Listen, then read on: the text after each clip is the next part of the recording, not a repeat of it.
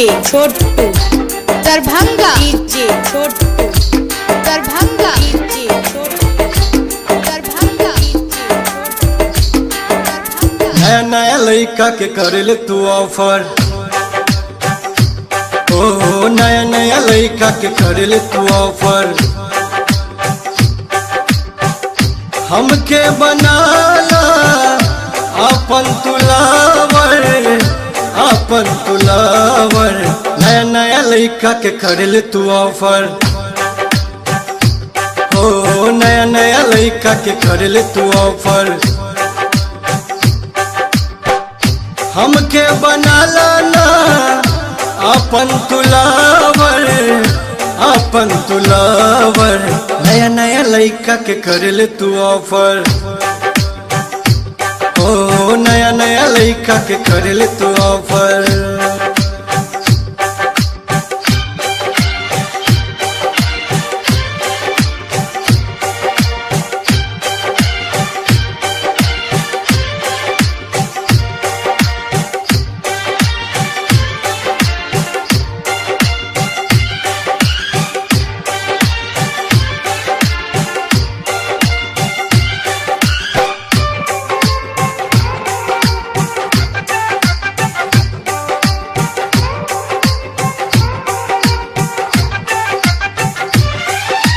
लागल प्यार के रोग बा कहेला जमाना, आके लग जा सीना से मौसम बा सुहाना।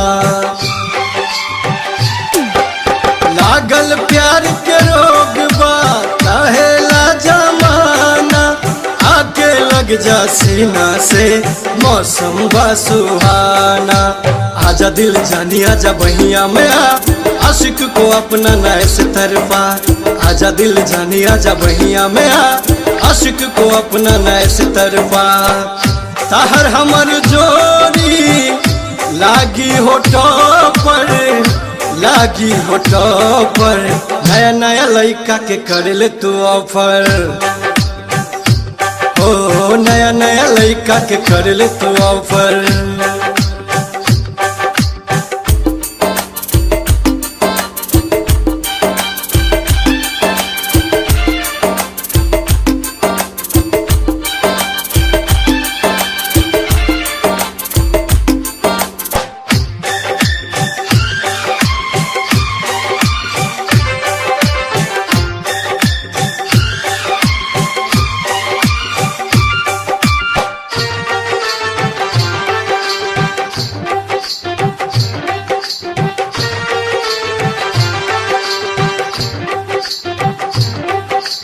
चढ़ल बानस नास में मस्ती 16 साल के, कितना लोग दीवाना बा भरल दोनों गाल के।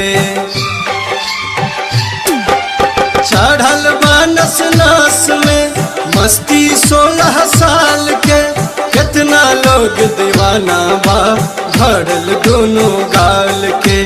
मन कर गोरी तोहर गाल काटली, बिन पूछले तार होठ चुमली।